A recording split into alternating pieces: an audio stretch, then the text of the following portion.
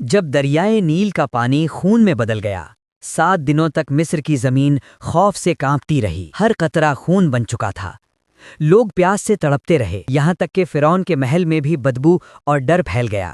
مگر جب اللہ نے اپنا عذاب کچھ وقت کے لیے ہٹا لیا، فرعون نے اپنے وزیروں سے کہا، دیکھا میں نے موسیٰ کو شکست دے سب کچھ پھر سے ٹھیک ہو گیا۔ لیکن فرعون یہ نہیں جانتا تھا کہ اللہ کا اگلا حکم نازل ہو چکا ہے۔ چند دن گزرے اور ایک رات مصر کی فضاؤں میں عجیب عجیب آوازیں گونجنے لگیں۔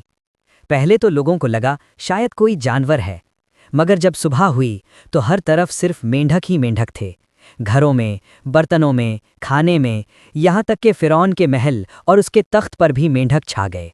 لوگ سوتے تو مینڈھک ان کے چہروں پر چڑھ جاتے، کھانے بیٹھتے تو برتنوں میں چھلانگ لگا دیتے، سپاہی بھاگتے، عورتیں چیختیں، مائیں اپنے بچوں کو بچانے لگیں۔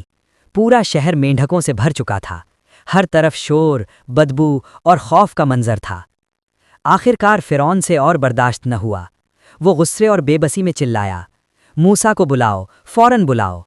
حضرت موسیٰ علیہ السلام آئے۔ فرعون نے عاجزی دکھاتے ہوئے کہا، اے موسیٰ، اپنے رب سے دعا کرو، یہ مینڈھک ہم سے ہٹا دے، میں تمہیں اور تمہارے رب کو مان لوں گا۔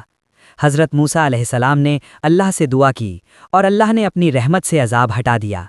کچھ ہی دنوں میں مینڈھک غائب ہو گئے اور مصر میں پھر سے سکون چھا گیا۔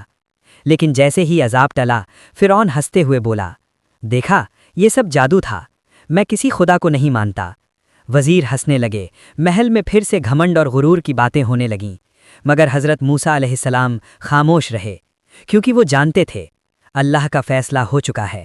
پھر آسمان سے حکم آیا، یہ قوم ایمان نہیں لائے گی، ان پر ایک کے بعد ایک نشانیاں بھیجی جائیں گی تاکہ دنیا جان لے کہ میں ہی رب ہوں اور ظالم کبھی کامیاب نہیں ہوتے۔